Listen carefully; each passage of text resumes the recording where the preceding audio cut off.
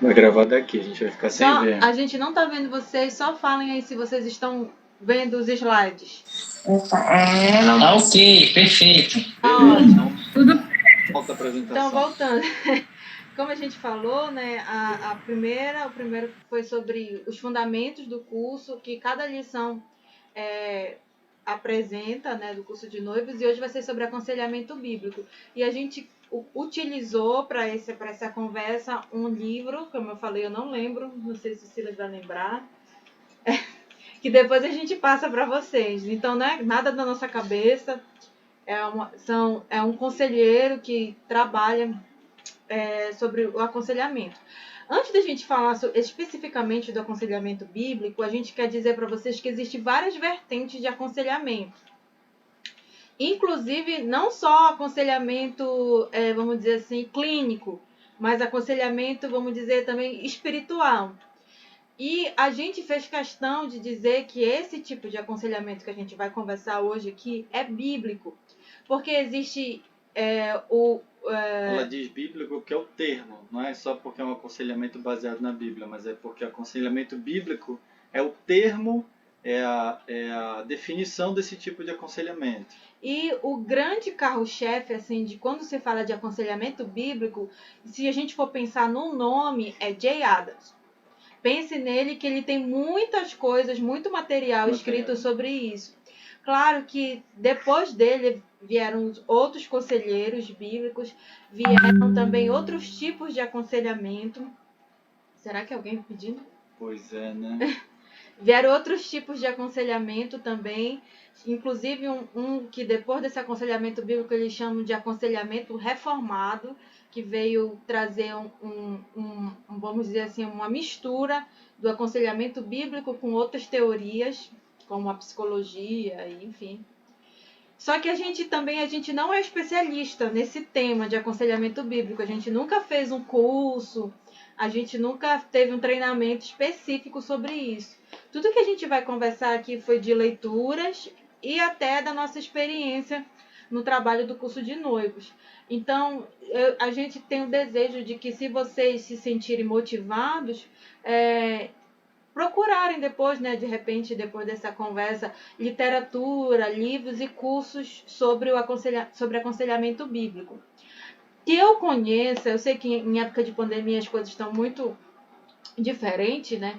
Mas até onde eu sei, aqui em Belém, tem o Palavra da Vida, que tem um curso sobre aconselhamento bíblico. E aí eu aconselho eles para vocês. Então vamos lá. Pode falar.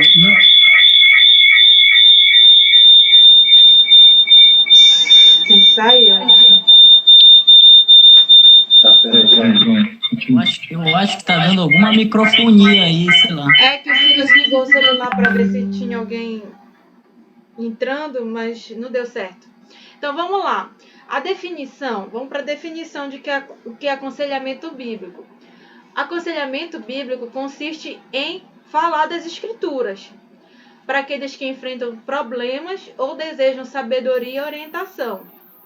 Então, o aconselhamento bíblico ele parte da Bíblia e ele tem o objetivo de trazer um conselho, né?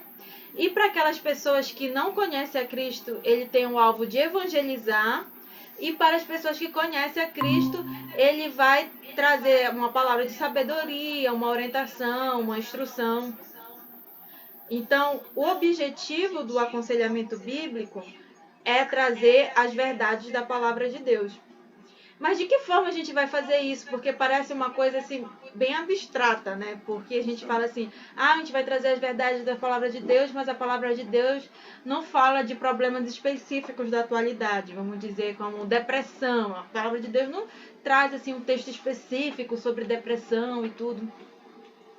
Mas a gente tem que trazer as verdades bíblicas e tentar aplicar nas coisas do nosso dia a dia, né? Ela não fala especificamente de depressão, mas ela fala da gente não andar ansioso, da gente descansar no Senhor. Então a gente precisa trazer essas verdades nessa conversa, nesse aconselhamento bíblico. O aconselhamento bíblico também, ele é baseado em Colossenses 3,16, que fala assim, que a palavra de Deus, que a palavra de Cristo habite ricamente em vocês. Instruam e aconselhem-se mutuamente em toda sabedoria.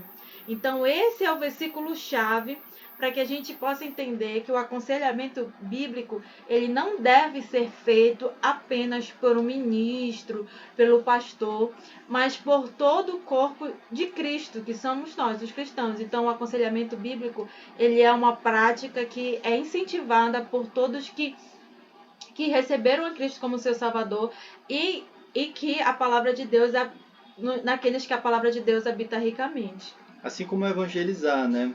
O evangelizar, diferente do pregar, ele não é próprio só dos pastores e ministros, ele é um tema inerente a qualquer cristão. Então a mesma similaridade existe com o aconselhamento. Ela não é própria somente aos ministros, mas ela deve fazer parte do dia a dia de todos os cristãos. Eu fui resolver o negócio do som, eu queria só frisar uma coisa que eu não sei se a Karina falou, mas é a questão a questão da definição desse tipo de aconselhamento, né?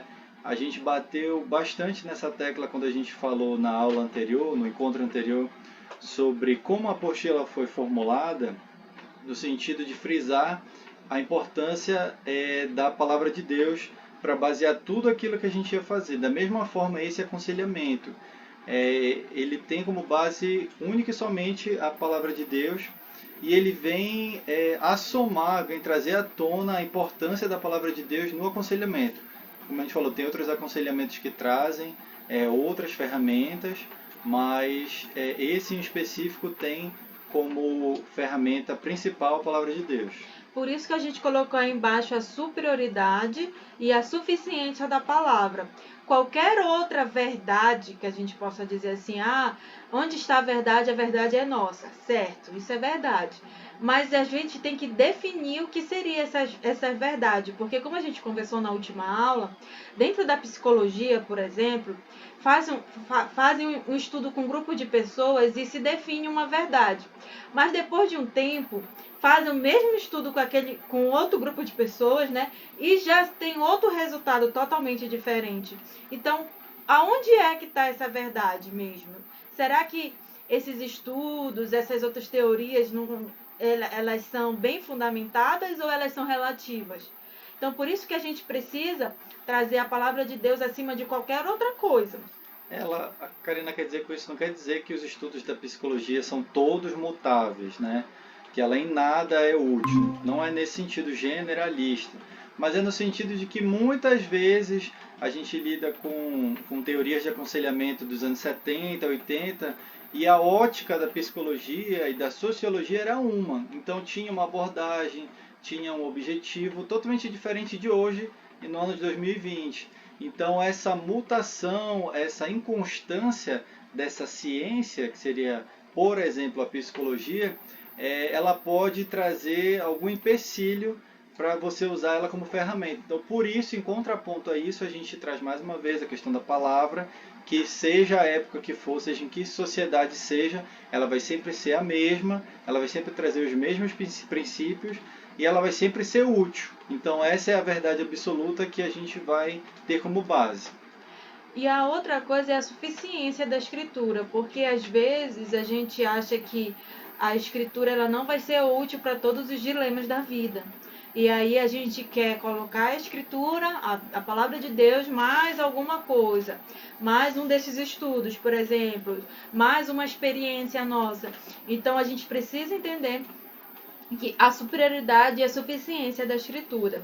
Esse autor do livro, que eu também, como eu disse, eu não vou lembrar o nome agora, eu ouvi uma palestra dele no YouTube e ele deu uma dica bem legal, que é importante para a gente colocar em prática. Ele disse que a gente precisa memorizar os versículos bíblicos.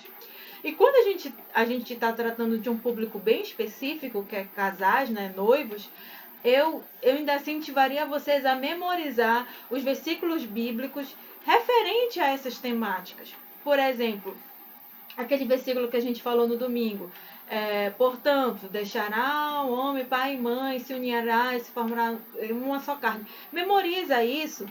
Nem eu memorizei. Né? Memoriza assim, né? Memoriza os versículos chaves para que nos momentos de aconselhamento vocês possam usar eles como as verdades de Deus. E também que para vocês trazerem as verdades bíblicas para a vida de vocês também. Porque quando a gente consegue memorizar os versículos, a gente consegue, na nossa vida do dia a dia, colocá-los em prática. Então, uma dica que eu dou, e que esse autor falou para a gente também, reproduzindo a dica dele, a gente precisa ter versículos bíblicos memorizados para a gente colocar eles em prática na hora do aconselhamento bíblico. Queria só aproveitar aí também para colaborar, não sei se a gente pode interromper no momento da palestra. Claro. Mas se não, a gente deixa para o final, mas não, com relação a essa questão... Beleza. Olha só, com relação a essa questão aí também eu li um autor, né, que eu acho que é o Schindel, Charles Schindel, se eu não me engano esse é o nome dele. Ele fala exatamente isso, com relação a gente memorizar os versículos, quando a gente vai tratar uma temática.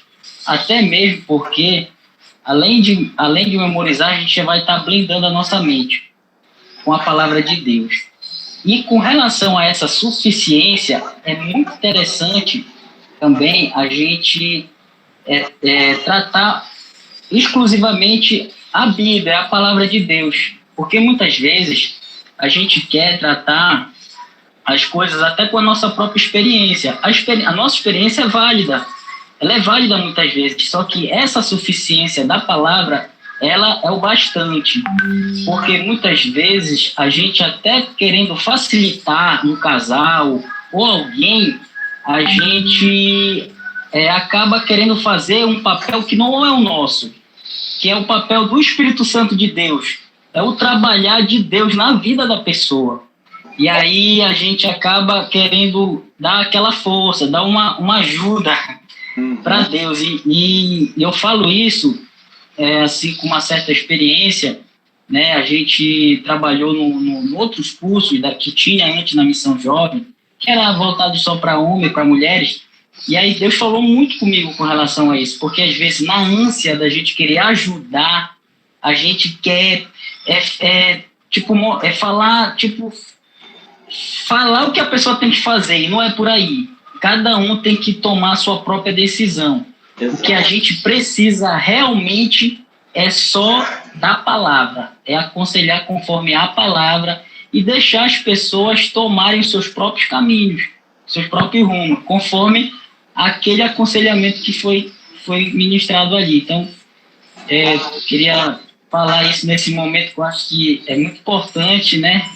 Porque as pessoas também que vão estar com a gente nessa missão, eu acredito que vai assistir o vídeo e a gente tomar realmente esse cuidado para quando for facilitar alguém, aconselhar alguém, a gente tome essa suficiência da palavra, que de fato é o bastante, né? É o necessário, é o suficiente. Isso que tu falou... É isso, obrigado. Falou, a gente vai também tratar mais pra frente, mas foi bom que tu já adiantou e tu já tem essa visão. Então, além da gente memorizar os versículos bíblicos, a gente precisa manusear a palavra de Deus. Eu sei que é uma coisa que não dá pra gente fazer, tipo, daqui pra domingo, mas eu queria estimulá-los também, assim, de tentar, pelo menos saber aonde tá. Eu lembro que uma vez na faculdade o professor falou assim, não pode ter dois senhores, está escrito na Bíblia, quem é crente aqui? Aonde está escrito isso? Aí eu fiquei com cara de tacho, que eu nem sabia onde estava escrito isso, né? Então a gente precisa pelo menos ter um norte de onde está escrito algumas coisas, principalmente referentes a casamento, né? Para que quando a gente for aconselhar, a gente possa saber manusear a palavra de Deus. Eu sei que hoje com o Google, com o iPhone, com o smartphone, isso facilita bastante. Mas é uma coisa que a gente precisa internalizar, como o Kim falou também, em relação à palavra de Deus. Isso que a Karina falou, realmente daqui para amanhã a gente não consegue. Hoje é sábado, né? Amanhã hoje é sexta. Hoje é sexta. Sábado, domingo já é o nosso encontro com os noivos, né? Então realmente daqui para domingo é difícil esse conselho, né, essa recomendação ser colocada em prática. Mas uma coisa que a gente pode colocar em prática desde já é que nada vai adiantar a gente tentar decorar versículos se não for também uma questão de fé, né? A gente procurar guardar esses versículos na mente e no coração para trazê-los à tona na hora de um aconselhamento, ele tem que perpassar também por uma questão de fé, não só uma tática, uma ferramenta, né? Mas eu tenho que crer no poder da palavra, eu tenho que crer que a palavra não volta vazia, eu tenho que crer que ela vai ser cheiro de vida para vida, cheiro de morte para morte, e o que eu lembrar eu vou trazer à tona, mas eu tenho que desde já preparar o meu coração com fé, porque aqui não é uma ferramenta estática, né? Olha, decore esse versículo e na hora você fala. Não, você tem que crer nisso, você tem que depositar sua confiança nessa palavra para que você possa ser instrumento de bênção para eles e não meramente um reprodutor de um texto. Né? Começa aí em nós para que a gente possa também ser o instrumento de Deus, né, na vida dos meninos. Outra questão, quando a gente pensa em aconselhamento, a gente não pode tirar o foco do relacionamento. Aí eu coloquei duas fotos aí, a gente colocou duas fotos, uma que parece assim uma questão clínica, né? O casal tá assim ouvindo como se alguém estivesse com uma formal e superior, né? E o outro é duas pessoas caminhando juntas. Então a gente precisa tirar aquela ideia de que o aconselhamento ele só acontece no gabinete pastoral, ou então quando é de um conselheiro para um aconselhado, alguma coisa assim mais formal. O aconselhamento bíblico, ele acontece nos relacionamentos. É lá no corredor da igreja, é nos pequenos grupos, mas também quando você convida para vir para sua casa, quando você deixa um pouquinho do seu tempo para ouvir o outro, às vezes as pessoas não precisam, elas não querem nem ouvir o conselho em si, elas precisam só falar, né? Então, o aconselhamento bíblico, ele envolve relacionamentos. E também, ele tem tudo a ver com amor. Se a gente não tiver amor pelos nossos irmãos, por amor pelaquela alma, vai ser a mera uma questão técnica. A gente vai passar a tarde aqui falando sobre aconselhamento. Vocês vão ouvir todas as técnicas, todas as coisas teóricas sobre o assunto, mas se não tiver amor, não vai fluir, não vai acontecer nada de diferente. Então, a gente precisa entender, aconselhamento bíblico tem a ver com amor e relacionamentos. E ele requer também... Quer falar? Quero. Entrando na questão dos relacionamentos. É interessante a gente ver que esses vários livros que tratam sobre aconselhamento bíblico, eles vão dizer justamente isso, que os aconselhamentos que dão melhores frutos não são os aconselhamentos pastorais, não são aqueles aconselhamentos formais, são aqueles aconselhamentos no corredor, na hora antes do culto, depois do culto, que a gente conversa com a pessoa. No WhatsApp. No WhatsApp hoje em dia, né? Que a gente estabelece uma ligação com a pessoa. Ali o contraste das imagens que a Karina quis trazer é a questão realmente da formalidade, da falta de laços, né? Da falta de relacionamento com essa pessoa que você vai aconselhar. Então, o que o pressuposto é que a gente se preocupe não só em transmitir uma mensagem para eles, em saber o que eu vou dizer na hora do pequeno grupo, quais versículos eu vou decorar, mas o foco aqui é que todos os que vão participar da equipe, todos nós nos preocupemos em criar laços com aquelas pessoas. São muitas pessoas, é verdade, mas a nossa equipe também tem um número bom de pessoas. Então, desenvolver sempre a preocupação de antes, conversar, e aí como foi a semana. Eu acho que é válido o WhatsApp, o seu aconselhado, né, o seu padrinho, madrinha, essas coisas, você ter aquele laço de perguntar como foi a semana, como é que foi, é válido. Mas eu acho que principalmente é o contato pessoal, é a pessoa chegar, você receber bem, você puxar assunto, Na hora do lanche. na hora do lanche, depois, perguntar da igreja. Você criar esses laços. São várias lições, então com o tempo você vai criando cada vez mais laços, você vai colhendo cada vez mais informações sobre aquelas pessoas. E aí o seu aconselhamento, que é no momento do pequeno grupo, ele vai ser muito mais produtivo. Até porque não necessariamente ele vai acontecer só no pequeno grupo, ele pode acontecer depois. Então esse ponto é muito importante, é que a gente se preocupe realmente em desenvolver laços, em estreitar laços com aquelas pessoas, em procurar conhecê-las pelo nome, onde o que é que elas fazem, onde trabalham. A gente vai ver depois a questão das informações, como elas são importantes, mas não pelas informações em si, mas pelo fato da gente criar laços com essa pessoa. Então, preparar esse terreno para ter um aconselhamento produtivo. A outra coisa, quando a gente pensa em aconselhamento, a gente tem que pensar que é investimento. A gente vai precisar investir tempo, recursos, a gente vai precisar estar disponível e ser empático com essas pessoas. Ter paciência também. Ter paciência, porque não é simplesmente, é só no momento do pequeno grupo. Não, vocês vão ter que disponibilizar tempo, investir mesmo naquelas pessoas. E às vezes isso a gente até traz para um âmbito mais íntimo, né? Nos outros cursos a gente sempre trazia os noivos para as nossas casas, para a gente conversar com eles, ter aqueles momentos particulares com os noivos. E isso requer também recursos financeiros, a gente investe neles, os lanches, as outras coisas, então a gente precisa também estar aberto a esses investimentos. Exatamente, o lanche que todo mundo compartilha ali, a bolsa para apresentar para eles, né, um momento de lanche, não é meramente para encher a barriga deles, né? A gente pensa assim, consegui oferecer um lanche bacana, uma mesa bonita. Aí eu fico lá sentado e eles vão lá comer, vão sentar e pronto. Na verdade não, a ideia de fazer o investimento de um lanche é justamente para que se crie situações que eu aproveite para me aproximar deles. Então nada adianta eu pagar o valor necessário para ter um lanche se eu não aproveito aquele momento para me aproximar desses noivos. E a outra coisa que tu falaste é a questão da paciência, né? É engraçado porque assim, talvez nem todos na equipe venham a palestrar em algum momento, né, as lições. E palestrar parece uma coisa importante, né? Isso é comum até aos pastores que se importam muito em pregar a palavra, em fazer as ministrações, mas que investem pouco tempo no pastoreio. Então, assim, se por um lado nem toda a equipe vai poder estar disponível para ministrar naqueles momentos ali, mas todos, absolutamente todos na equipe podem participar desse momento de aconselhamento, desse momento de aproximação com os noivos, de estreitar laços com eles, de numa conversa você ouvir uma dificuldade, você prestar o seu ouvido. Então, isso tem até a ver com a questão do status, né? Hoje todo mundo quer aprender a falar bem, quer fazer cursos de oratória para se expressar bem, para passar uma mensagem clara, transparente, cativante.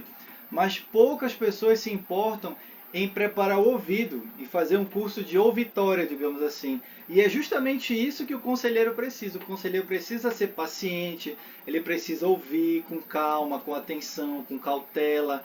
E muitas vezes a gente quer se preparar apenas para falar o que eu vou falar para a pessoa, o versículo que eu vou dizer, como eu vou impactá-la.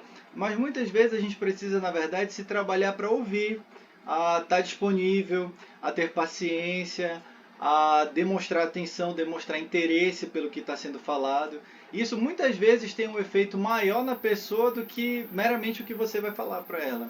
E a gente precisa ser longânimo também com as pessoas em relação aos pecados delas, às dificuldades delas. Porque, às vezes, como conselheiro, a gente acaba achando que a gente já tem a resposta, que está óbvia a resposta. A gente encaminha as pessoas no caminho que devem andar, vamos dizer assim. A gente dá todos os sinais, mas as pessoas, às vezes, elas caem nos mesmos erros. Elas têm erros recorrentes. E às vezes a nossa tendência é dizer, eu não aguento mais. Um caso perdido. É um caso perdido. E quantos casos, né, Silas, a gente teve de casais que tiveram os mesmos problemas e a gente tinha que conversar e conversar e conversar e conversar. Mesmo que no final de todas as conversas a gente não conseguia ver os frutos que nós desejávamos, não conseguimos ver os frutos que nós desejávamos, mas eu tenho certeza que aqueles momentos que a gente passou junto foi de semeadura. Então a gente, como conselheiros bíblicos, né, a gente precisa entender que a gente apenas semeia. Quem faz a obra, como quem falou um pouquinho no início, é o Espírito Santo. A gente está ali só para ser um instrumento, para, como mostra a foto, ombrear aquelas pessoas na caminhada. E quem vai fazer a obra de mudança de coração é o Espírito Santo. Exatamente. Então a gente não pode desanimar, porque vão ser vários encontros. Então muitas vezes a gente não vai ver progresso, muitas vezes a gente não vai ver interesse, muitas vezes a gente não vai ver uma participação de quem a gente esperava participar e a gente pode se entristecer, né? Mas aí a gente tem uma outra ferramenta que é a oração. Então a gente apresentar sempre a oração e relembrar através da oração e apresentar logicamente a Deus que a obra é do Espírito Santo. Então a gente apresentar o nosso trabalho, apresentar o nosso esforço, apresentar a vida daquelas pessoas e pedir para Deus nos ajudar a confiar, a relembrar, ter sempre no coração que a obra é do Espírito Santo e que nós somos meros instrumentos ali, que Ele vai operar a palavra dele do jeito que melhor lhe apraz. Então a gente tem que usar dessa ferramenta da oração não só em proveito dos que vão ser aconselhados, mas até do nosso próprio coração, para a gente não desfalecer, para a gente não desanimar, para a gente não supor que alguém ali é um caso perdido e que não vale mais a pena investir. Ok? Próximo slide. Com base, né, em Romanos, se o Silas puder ler, Romanos 3, 23 e 6, 23, né? Romanos 3, 23 diz assim: pois todos pecaram e carecem da glória de Deus. E o capítulo 6, versículo... O salário do pecado é a morte. 23. Porque o salário do pecado é a morte, mas o dom gratuito de Deus é a vida eterna em Cristo Jesus, nosso Senhor. Pois é, com base nesses textos, a gente precisa lembrar da primeira aula lá, que foi os fundamentos. A gente tem que entender que todos nós somos pecadores. Então, o estado do homem é de depravação total. Então, com base nisso, o conselheiro ele precisa ter isso bem firme, porque às vezes a gente acha que só porque as pessoas não, vamos dizer assim, não produzem frutos ruins, aparentemente, elas são pessoas boas. Mas, na verdade, todos nós precisamos de Cristo como o nosso Salvador, né? Então, as pessoas às vezes enfrentam crises que são diretamente por causa dos seus pecados, né? Por causa do seu estado caído. Do que se queixa o homem, senão dos seus próprios pecados, né? Mas às vezes também não é por causa disso. Eu estou dizendo isso porque às vezes a gente vai encontrar vários tipos de pessoas. Algumas pessoas que vão se queixar dos seus próprios pecados e vai ter outras pessoas que vão estar lá, que não exatamente foram culpas suas, mas vão sofrer a consequência do pecado. E a gente, como conselheiro bíblico, a gente precisa ter bem em mente a questão da criação, da queda e da redenção ao tratar essas pessoas, para não cair nos erros do aconselhamento bíblico que a gente vai falar depois. Porque é igual a questão do evangelismo, né? A gente nunca vai poder apresentar a mensagem maravilhosa da salvação se antes eu não apresentar a notícia terrível da perdição, do castigo, né, do estado do homem. Então ele nunca vai se sentir plenamente salvo ou maravilhosamente salvo pela graça se ele não perceber a sua própria podridão. Então a mesma coisa do aconselhamento. Se na hora de aconselhar a gente não tiver em vistas o pecado, o estado caído do homem, a gente vai muitas vezes se deixar mascarar ou pelo relato da pessoa ou pelas nossas próprias interpretações. A questão de jeito da pessoa, outras coisas que a gente vai tratar para frente, mas que na verdade com relação a esse ponto vão mascarar a realidade de todo ser humano que nasce em pecado. Então esse é o pontapé inicial para todo tipo de intervenção que a gente vai fazer. A outra coisa que a gente precisa ter bem claro é que vai ter pessoas que não são convertidas, não aceitaram a Cristo como Salvador. E a gente não sabe muitas vezes quem são. Às vezes a gente não sabe quem são e às vezes a gente até sabe que já se declararam lá na ficha de inscrição. Então, às vezes a gente tem a tendência de querer, vamos dizer assim, colocar o evangelho com mamão com açúcar, né? Que o pessoal chama. Ou então passar a mão, dizer assim, a pessoa não vai entender, bora falar em outra linguagem aqui, vamos superficial, vamos né? ser bem superficial. E por isso que a gente trouxe o texto de Romanos 1,16. Não me envergonhe do evangelho. O aconselhamento bíblico para aquelas pessoas que não conhecem a Cristo, ele tem que ter o foco do evangelismo. A gente tem que mostrar Cristo em todo o tempo, principalmente para essas pessoas que não reconheceram Cristo como seu Salvador. Pode parecer uma coisa meio estranha, né? Assim, como assim um aconselhamento vai focar evangelismo? A gente até estava conversando antes, mas existem coisas mais profundas que você pode, vamos dizer assim, ir mais profundo com aquele que é cristão, que entende da palavra de Deus. Mas você precisa ir para princípios, para aqueles que ainda não confessaram a Cristo como seu Salvador. Eu digo isso porque a gente já teve casais de noivos que não eram crentes. E aí eles vinham com filosofias ou com teorias dizendo assim, porque a gente mora junto e tal. E às vezes a gente ficava assim, será que eu falo? Será que eu não falo? E não, a gente tem que apresentar o evangelho independente de se a pessoa vai gostar ou não. Mas claro, sempre lembram do amor. A gente não pode ser de forma nenhuma ríspido ou grosseiro ou confrontar a pessoa só para ela se sentir constrangida ou inferior. A gente tem que trazer o evangelho com amor. Na verdade, um dos objetivos do aconselhamento, assim como da pregação, é mostrar Cristo, né? E através do Evangelho. Então, o meu aconselhamento ele tem que ser com base no Evangelho, com base nas boas notícias da salvação em Cristo Jesus. Não só para a salvação daqueles que ainda não professaram a Cristo como Senhor e Salvador, mas até daqueles que já se entregaram a Cristo e que diariamente precisam se voltar para o seu Salvador. Então a mensagem do Evangelho ela vai ser presente tanto para aqueles que já conhecem a Cristo, porque Cristo é o nosso único Salvador. Todos os problemas e dificuldades e situações que forem apresentadas, elas vão redundar em Cristo.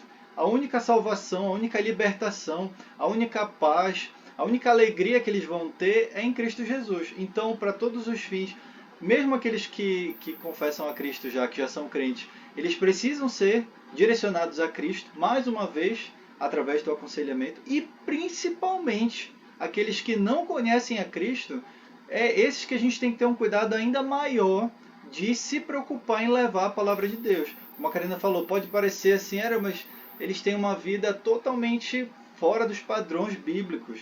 Eu vou dizer para eles que a Bíblia diz isso, que a Bíblia diz que não deve fazer isso, pode parecer meio inócuo, pode parecer que não vai ter feito nenhum.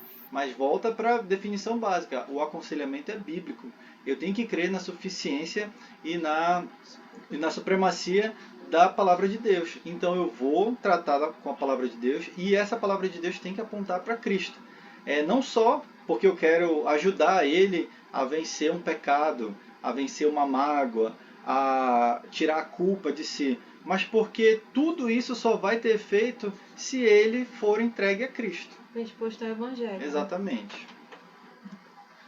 Então, às vezes, a gente tem algumas tendências erradas sobre o aconselhamento. Eu pontuei aqui 7, mas pode ter mais ou pode ter menos, eu acho difícil, né? Mas alguma pode encaixar na outra.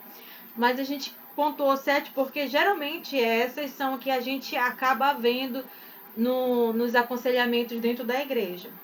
A primeira tendência é focar nas emoções, nos sentimentos dos aconselhados, na necessidade que eles têm de serem satisfeitos de merecimento. Eu lembro do retiro do curso de noivos. Nós estávamos no pequeno grupo e uma moça, ela começou a falar de um caso seríssimo que ela estava sofrendo com os pais dela, de abuso físico do pai dela. E na hora do compartilhamento lá, foi um momento de muita emoção, de muito sentimento, porque ela relatou assim coisas que para qualquer ser humano seriam terríveis de ouvir. Então, às vezes, a gente tem a tendência de olhar para a emoção e para a necessidade daquela menina. Quando ela começou a falar, o negócio era tão sério que eu comecei a pedir direção de Deus, porque às vezes ela tinha até ido ao psicólogo e o psicólogo tinha dito para sair de casa.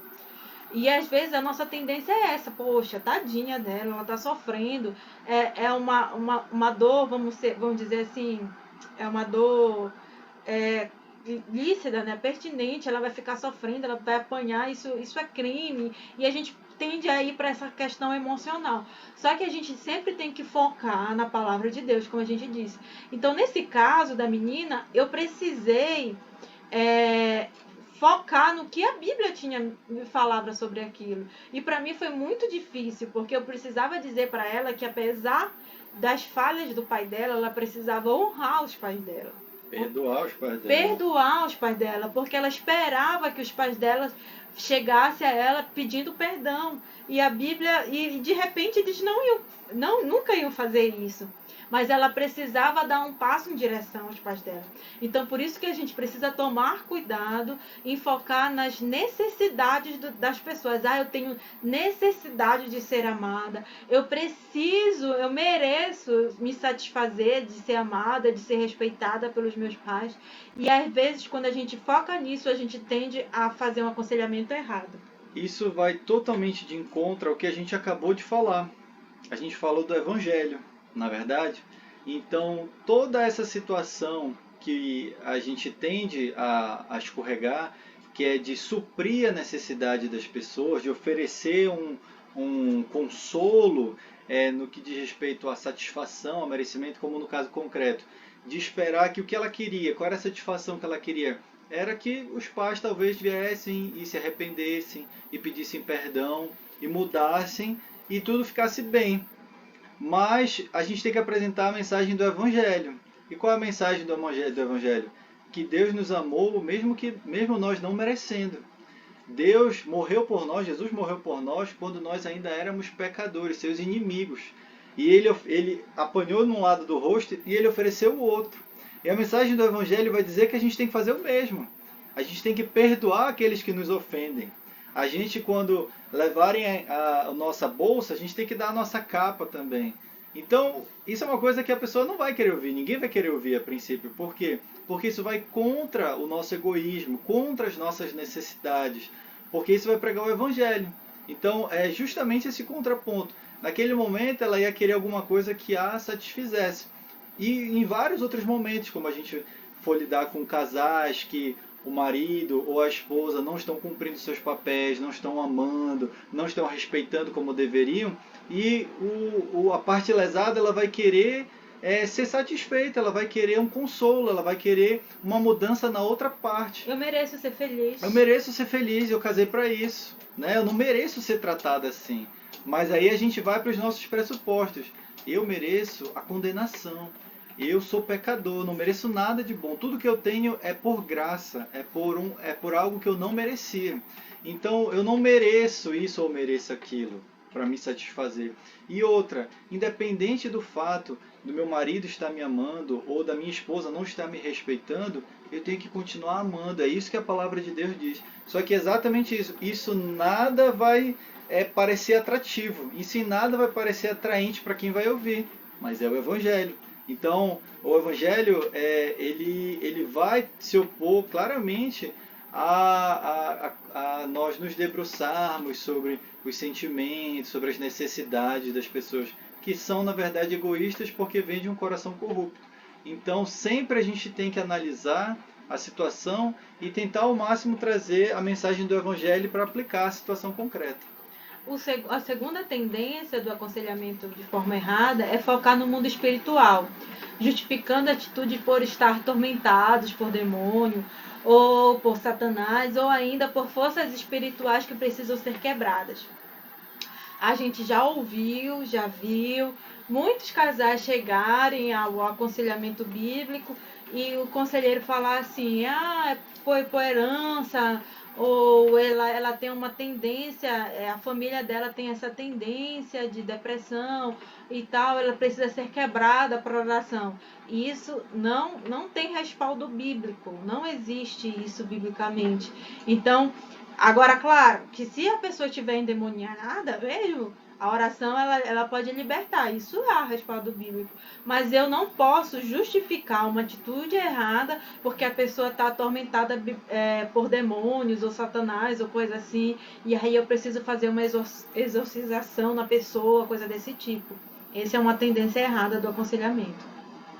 A outra tendência errada é responsabilizar o ambiente em que a pessoa foi criada.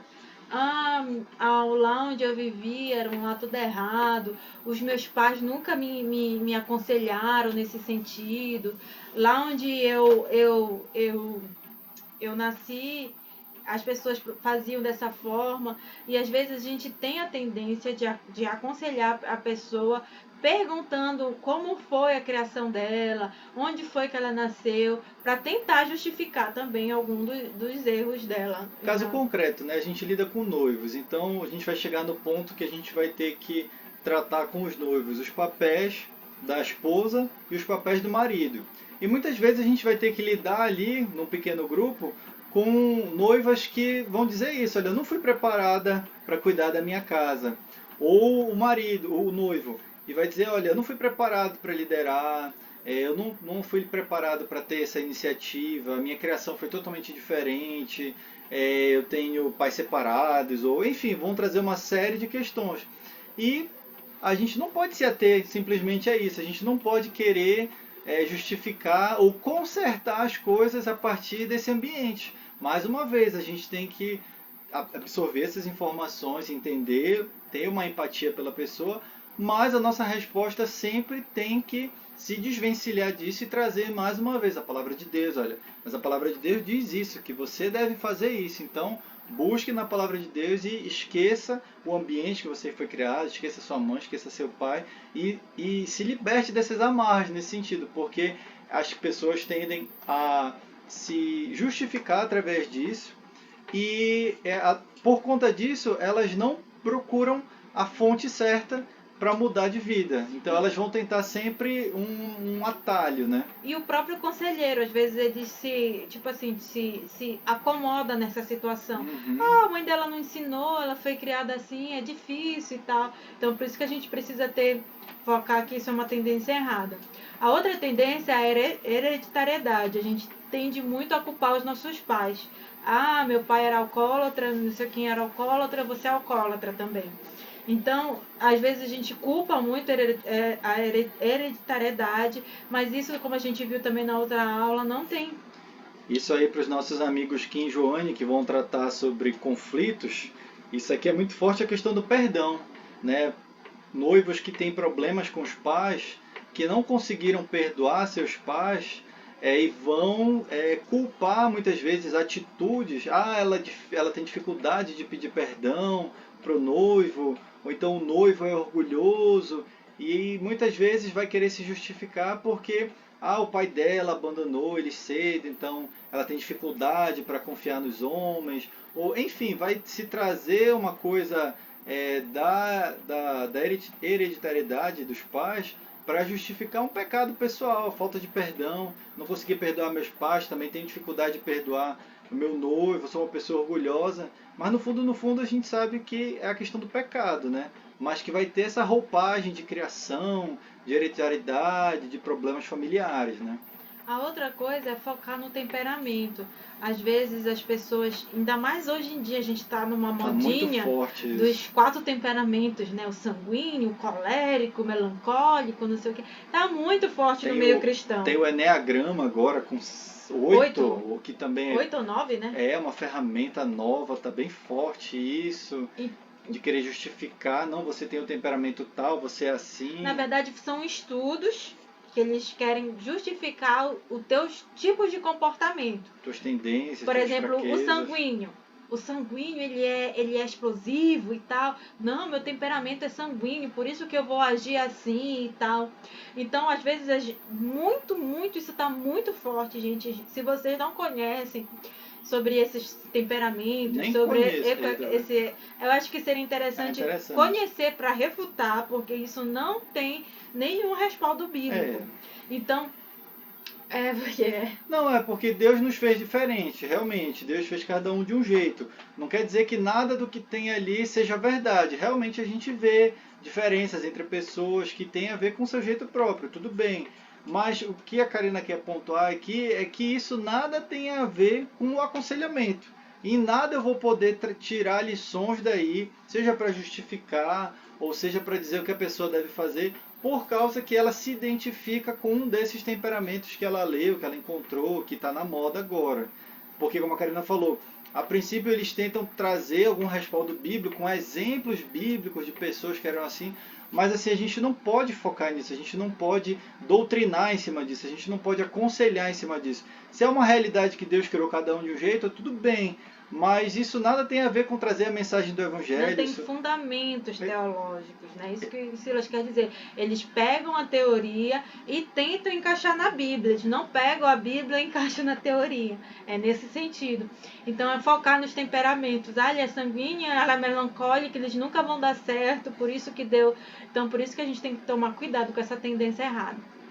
A outra tendência é o determinismo situacional. Por exemplo, aconteceu um evento no passado. O rapaz foi abusado, ele teve um trauma. Então, por isso que ele é, vamos dizer, ele é homossexual agora.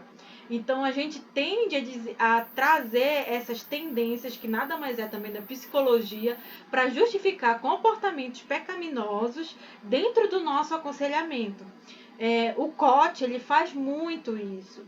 E ele pega, como é que eles chamam de anamnésia, para saber do passado da pessoa, para ver onde a pessoa... Que o Espírito Santo vai trazer à tona aquele momento que aconteceu alguma coisa com você no passado e aquilo que teve gerou... todo um efeito em você. Então, isso também não é bíblico. A gente precisa tomar muito cuidado com esse tipo de aconselhamento, né? De justificar comportamentos errados, pecaminosos, em detrimento a algo que aconteceu com a gente no passado. A gente não está querendo dizer que o que acontece na nossa vida não tipo assim, é neutro, né? É neutro, não é isso. Mas a gente está querendo dizer que a gente não pode embasar a nossa conversa, o nosso aconselhamento como se isso fosse determinante na vida da pessoa. Quantos e quantos casos a gente viu de pessoas que foram abusadas, sofreram traumas fortíssimos num período da vida, mas que são exemplos de, vamos dizer assim, de superação. São exemplos de que o Evangelho chegou e transformou a sua vida. Então, por isso que a gente deve tomar cuidado com essas tendências. E a última tendência é a tendência behaviorista. O que é o behaviorismo? Ele é um estudo que foca no comportamento da pessoa. Ele é muito usado com animais, né? Que fazem assim, se ele fizer uma coisa positiva, ele ganha um prêmio. Se fizer negativa, ganha uma punição. Então, às vezes, a nossa tendência dentro do aconselhamento é focar no comportamento, na mudança de atitude. Por exemplo, um casal chega pra gente e diz, eu tô com problema no meu casamento, a gente não está se relacionando bem e tal. Aí o conselheiro behaviorista, ele vai dizer assim para a mulher, olha, compra uma lingerie, faz uma noite especial. Vai dizer para o homem, compra flores, escreve uma cartinha. E isso nada mais é do que focar em comportamentos para que haja essa mudança de atitude. Quando na realidade... aspectos externos só, né? Isso, quando na realidade isso é só frutos.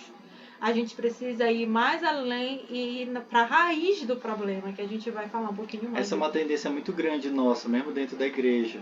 É trazer mudanças pontuais do que deve ser feito. Passos. E a gente vai tratar isso mais na frente, mas essa questão do behaviorismo, ela se opõe totalmente ao que a gente vai tratar mais na frente, que é a questão do coração.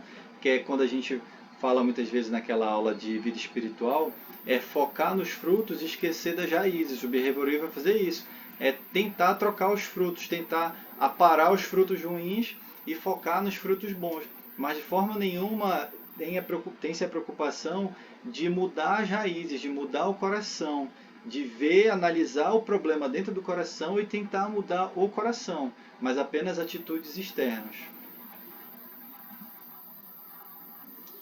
O conselheiro deve alertar as pessoas sobre a transferência de culpa diante do próprio pecado e ajudá-las a se responsabilizar diante de seus erros. É isso que a gente conversou antes. A gente precisa mostrar, como o Silas falou na questão do Evangelho, a gente precisa mostrar o nosso estado miserável e como a gente precisa de um Salvador, de um Cristo nas nossas vidas, para que a gente possa ver mudança. Mas isso é muito forte com relação a pessoas que vão ser aconselhadas dentro de um contexto relacional. Por exemplo, pessoas que vão trazer, vão culpar outras pessoas, seja os pais, seja o próprio noivo ou a noiva, por causa dos seus próprios pecados. Então, como a gente vai tratar com noivos que a princípio já se relacionam, e além do que eles têm um relacionamento anterior com os pais, então a gente vai ver muito isso. Problemas que eles trazem hoje, que nada mais são do que pecados, mas que eles vão tentar, de alguma forma, responsabilizar a parte que se relaciona com eles, seja os pais, seja o chefe, seja amigos, ou seja o próprio parceiro, né, o noivo, pelos seus próprios erros. Então essa também é uma tendência muito grande quando a gente vai aconselhar casais ou vai aconselhar pessoas que têm problemas de relacionamento. E também existe o outro extremo, né? Pessoas que acumulam culpas. Ah, eu não servo para nada e tal. E a gente precisa também auxiliar esses tipos de pessoas para que elas entreguem a Cristo, né, as suas culpas e se sintam libertas, né, livres disso. Porque existem muitas pessoas assim também. Pessoas que não fazem esse tripé da criação, da queda e da redenção. Elas fazem apenas a criação e param na queda. Então elas entendem que são pecadoras, elas entendem que elas não são merecedoras de nada, elas entendem que elas por si só não podem fazer nada de bom e elas param aí. Elas não caminham até um Salvador, elas não caminham até o sacrifício de Jesus por elas, que é o caminho da redenção. Então, essas pessoas, a gente tem que ajudá-las, incentivá-las, aconselhá-las a justamente transpor essa barreira para que elas possam, digamos assim, tomar posse, possam se apropriar da salvação e da libertação conquistada por Cristo na cruz. É um caso totalmente diferente, mas que muitas vezes acontece. E a outra coisa é que a gente precisa sempre, qualquer tipo de aconselhamento, como a gente tem falado, a gente precisa levar a Cristo, precisa levar o Evangelho redentivo, sem trazer desculpas para o próprio pecado, como a gente viu os pais, os relacionamentos, a herança, o demônio, ou qualquer outro tipo de comportamento. São apenas desculpas de autojustificação para apaziguar a culpa do pecado das pessoas. A gente precisa mostrar a necessidade que elas têm de Cristo. A outra dica que a gente sempre diz é: você nunca deve dizer o que a pessoa deve ou não fazer. Como Kim falou. E como Kim falou no início. Isso é muito importante diante de um curso de noivos, porque a gente vai tratar com a decisão de casar ou não. Vai ter momentos que a gente já aconselhou vários casais que a gente tinha momentos que a gente só faltava gritar: não case! Mas a gente não podia falar isso. Tipo, tinha que dizer: olha, a palavra de Deus diz que tem que ser assim, assim, assim, assim, assado. Mas a decisão é sua. E a vida de vocês está cozido. Então, a palavra diz isso. E vocês estão fazendo isso. Então, vocês têm que deduzir o que entender o que é melhor para vocês, né? A gente mostrar o que a palavra diz e mostrar para eles muitas vezes a real situação deles.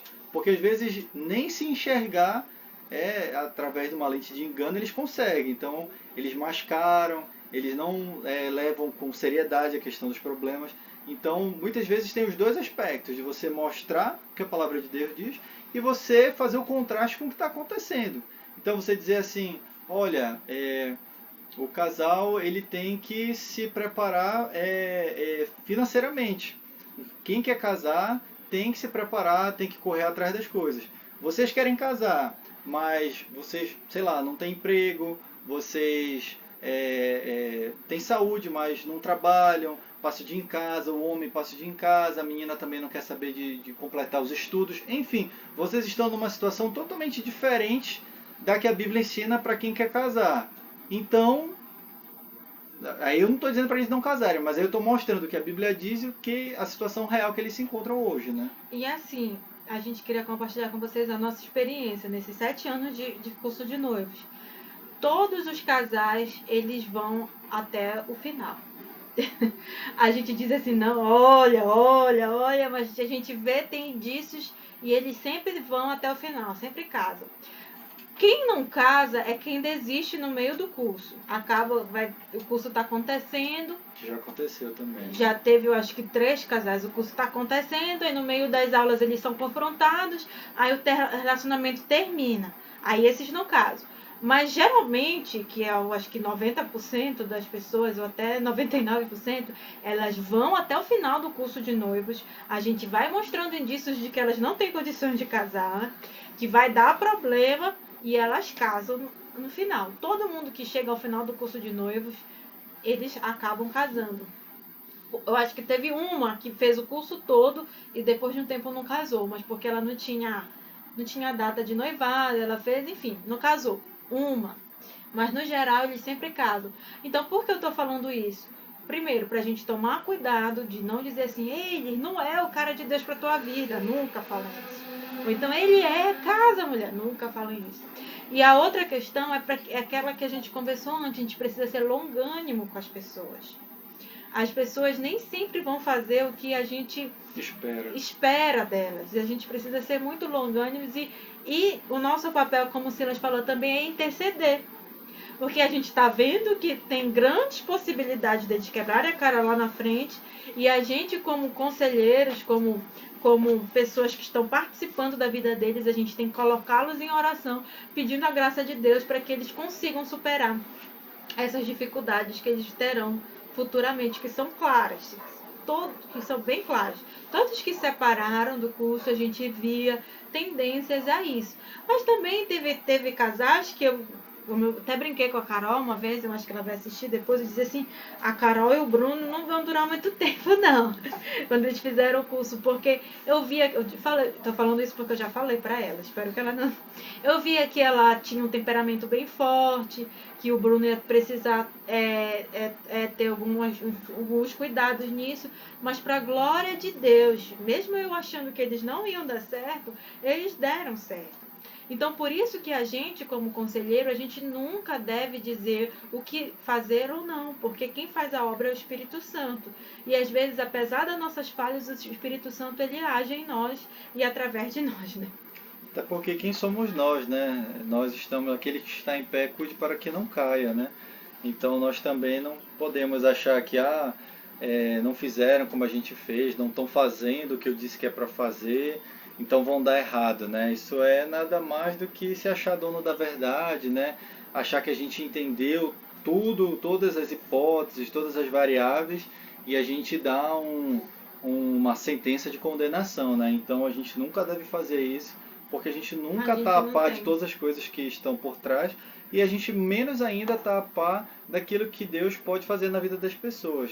Então, por mais que a gente veja todos os indícios apontando para uma direção, a gente tem que sempre apontar o caminho, a gente sempre tem que ser transparente, a gente sempre tem que ser franco, sincero com eles, mas um bom conselheiro nunca deve dizer especificamente aquilo que a pessoa deve fazer. A não ser assim, você deve amar a sua esposa, você deve se arrepender, você deve procurar perdoar. Nesse sentido, lógico que a gente deve dizer, né? A gente tem que exortá-los com aquilo que a palavra de Deus diz, né? Você tem que perdoar, você tem que respeitar, você tem que se submeter aos seus pais, meramente transmitindo aquilo que a palavra de Deus diz.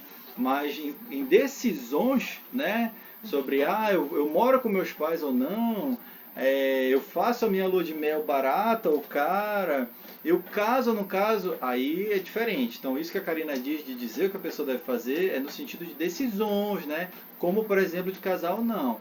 Mas o conselheiro sim, se a palavra de Deus diz, olha, você deve se abster das relações sexuais antes do casamento, então você deve parar.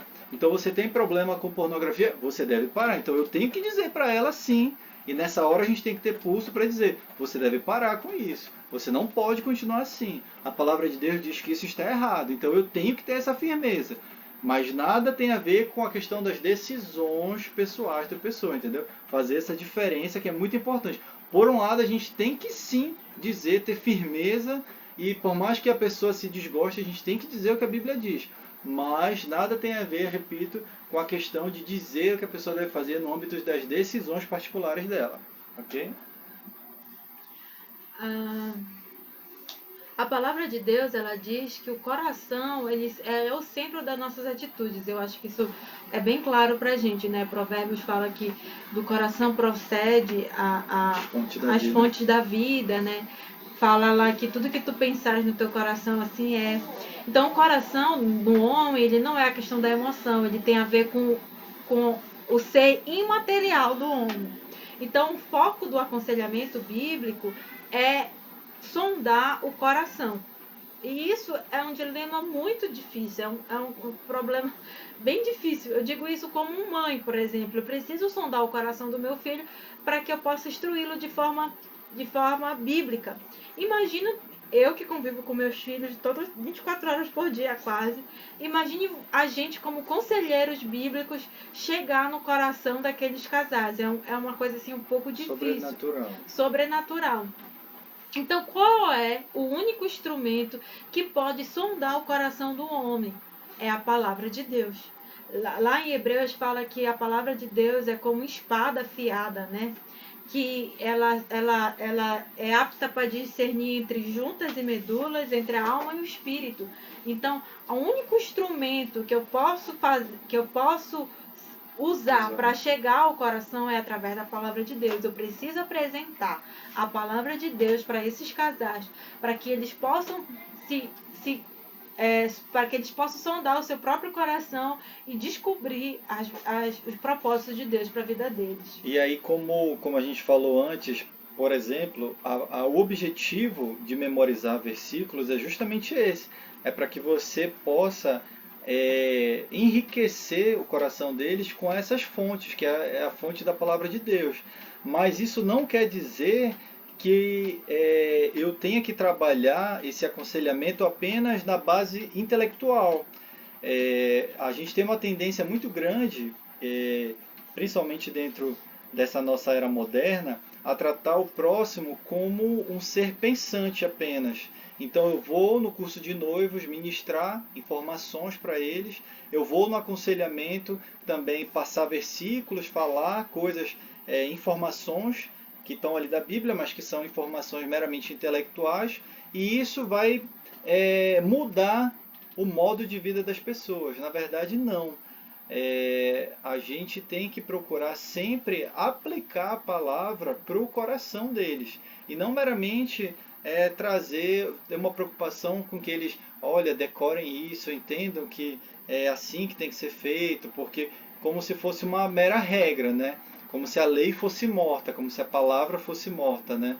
Mas não, a palavra é viva, então a gente tem que ter esse objetivo de trazer a palavra de Deus, mas focando no coração e não na mente, no entendimento deles.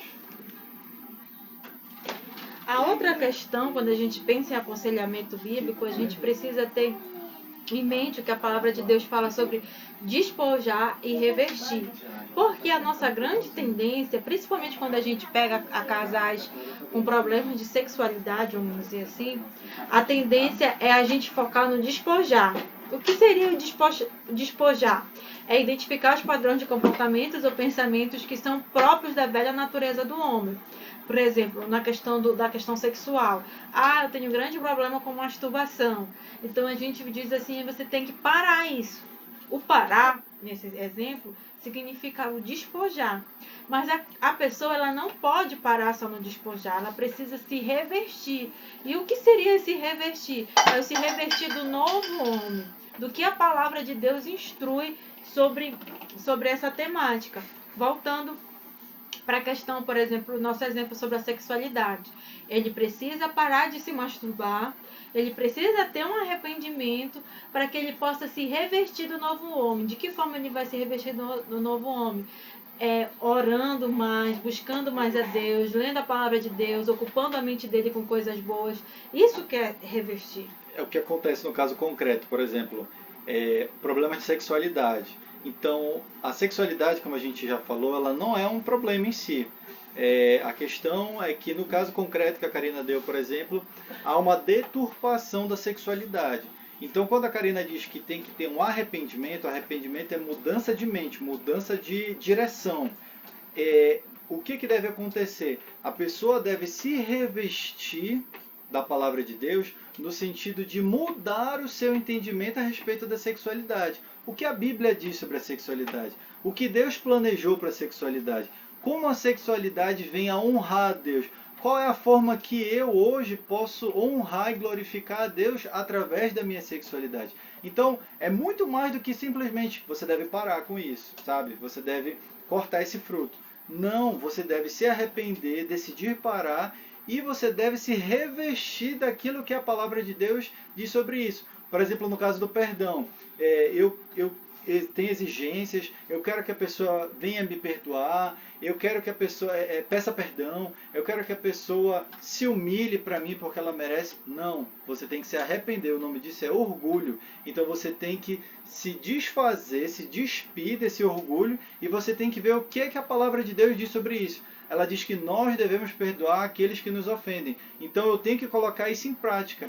Eu tenho que não meramente tentar esquecer a situação, tentar colocar um ponto final, mas pelo contrário, eu tenho que agir, como a Bíblia diz, aquele que rouba, aquele que furte, não furte mais, mas não só não furte mais, mas que ele venha a trabalhar e para que ele possa ajudar aqueles que necessitam. Por quê? Porque a função do trabalho é essa, é você glorificar a Deus, é você ter uma renda, mas você poder usar esse dinheiro para abençoar outras pessoas. É essa visão que Deus tem do trabalho. Então, se antes eu furtava, porque eu tinha uma visão totalmente deturpada daquilo que era o trabalho, agora eu não só vou parar de furtar, eu vou parar, vou trabalhar e com esse trabalho ainda vou abençoar outras pessoas. Então, fica bem clara essa questão do se despir, de parar, né, de cessar uma atitude e se revestir agora e de ter novas atitudes. Não é meramente uma coisa estática, eu vou parar um comportamento, mas é um revertir daquilo que a palavra de Deus diz que é o plano de Deus para o homem.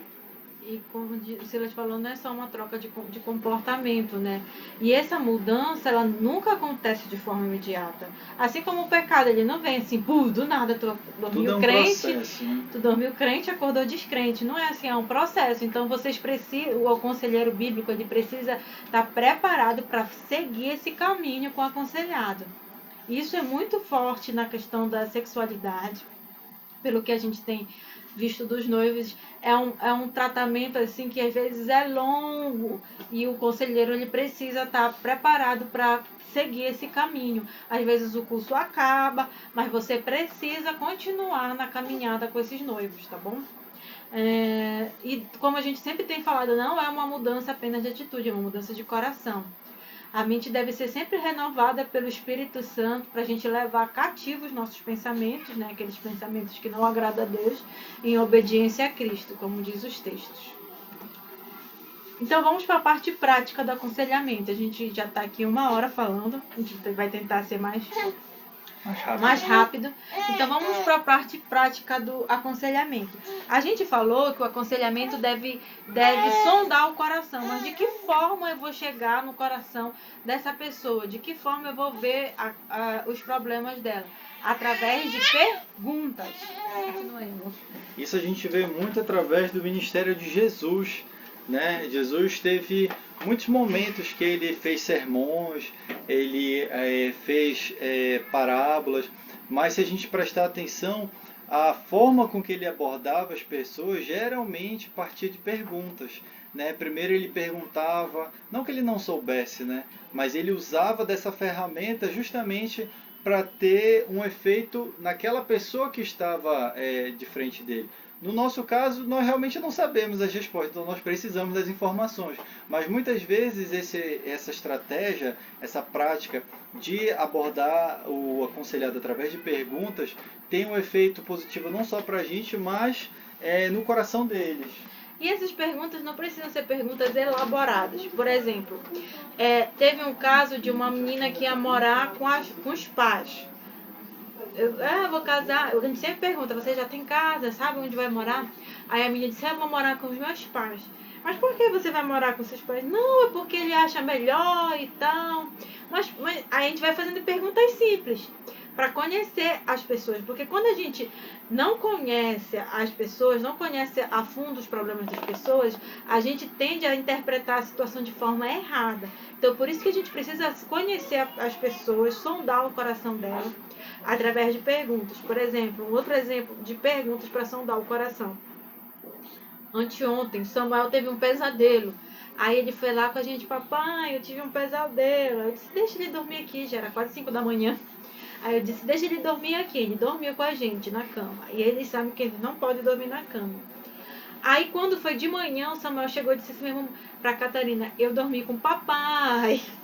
Aí eu peguei e disse assim mesmo, Samuel, por que você fez isso?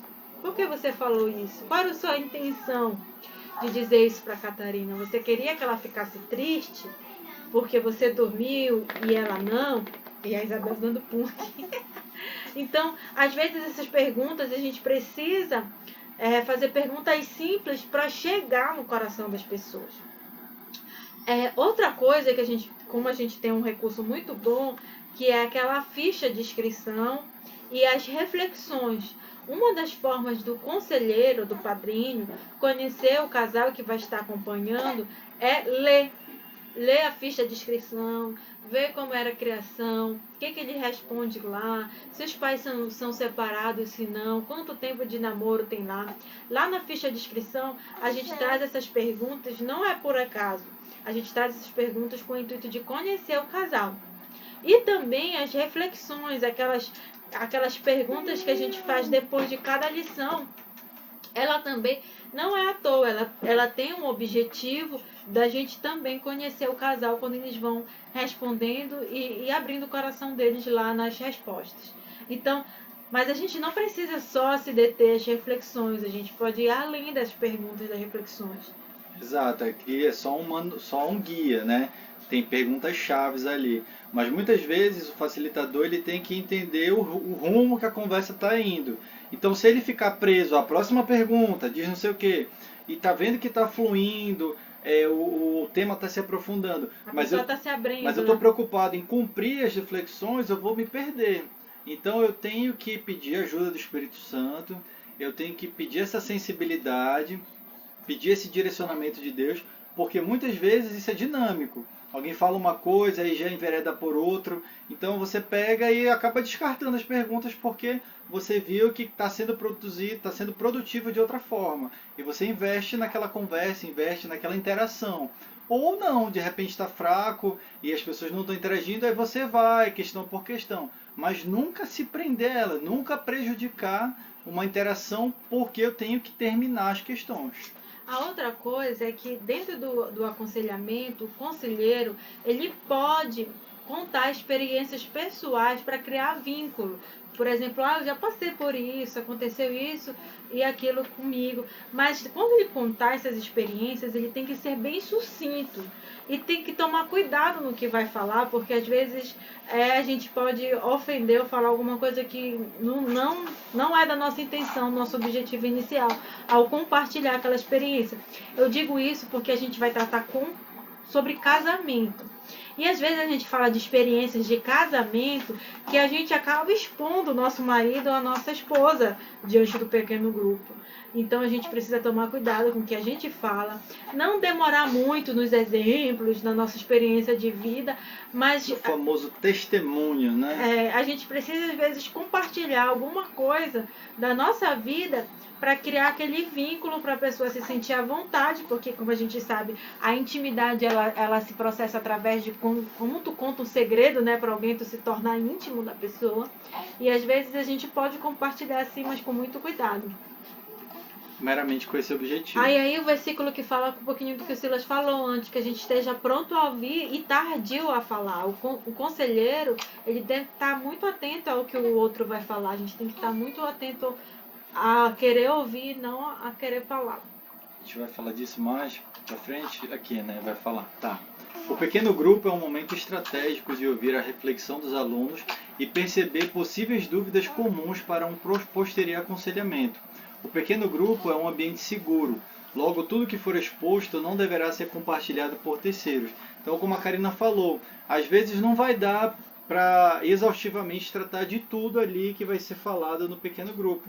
E a gente tem que ter acessibilidade e tem que ter a predisposição, porque muitas vezes a gente não quer problema, mas se a gente se propôs a trabalhar, a gente tem que ter essa sensibilidade e essa predisposição para de repente abordar depois do pequeno grupo, para conversar, para ver se falta mais alguma coisa, se precisa, olha, se oferecer e tal.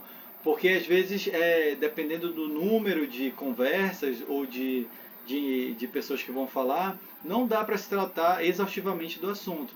Então a gente tem que se colocar à disposição para um posterior aconselhamento, de repente, até em particular, porque a pessoa não se sentiu à vontade para falar. E aí, eu sei que a gente fala isso, mas pode parecer mecânico, mas é importante sempre a gente falar, em todo momento que vai ter pequeno grupo, a gente reforçar a questão do ambiente seguro para eles, a gente se comprometer diante deles, até através da oração, aquela oração inicial que a gente vai fazer, no sentido de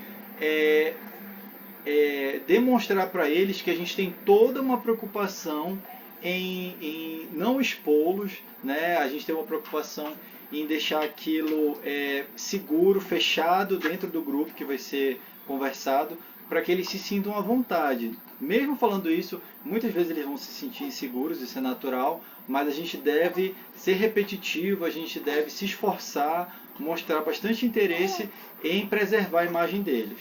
A outra coisa, assim, qual é o próximo? A gente está falando agora sobre pequeno grupo, tá?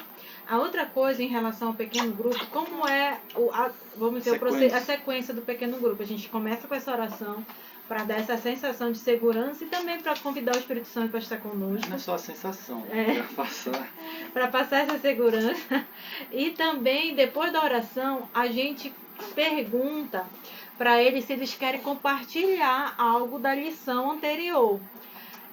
Geralmente eles ficam travados, principalmente no primeiro encontro. Mas a gente pode usar, se eles estiverem travados, a gente pode usar uma pergunta da reflexão, ou a gente pode fazer perguntas, tipo assim, eu digo que são genéricas, tipo, vocês tiveram alguma dificuldade em responder? Aí eles vão dizer, eu tive dificuldade em tal lição, em tal e outra. O que foi que mais chamou atenção na lição que vocês ouviram? Tudo?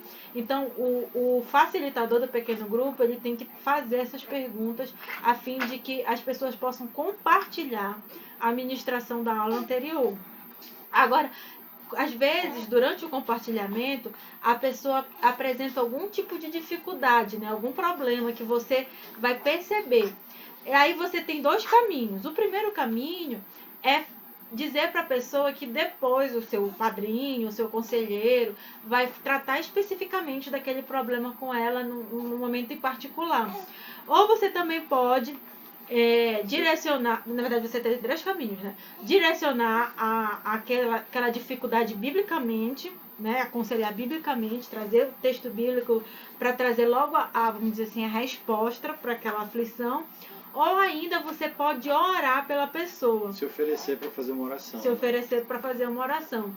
E aí a pessoa senta do lado e pode fazer aquela oração, que é bem comum no curso de Mulher Única, ao meu máximo. Quem já fez já sabe como é que conduz. E aí vai a questão da maturidade, né, de você sentir o clima, se você acha que vai ser mais produtivo, né, mais impactante você realmente trazer a pessoa para si e fazer uma oração, ou se de repente aquela for uma dúvida, um problema generalizado, que outras pessoas não conseguiram externalizar, então você já tratar do assunto, já levar adiante.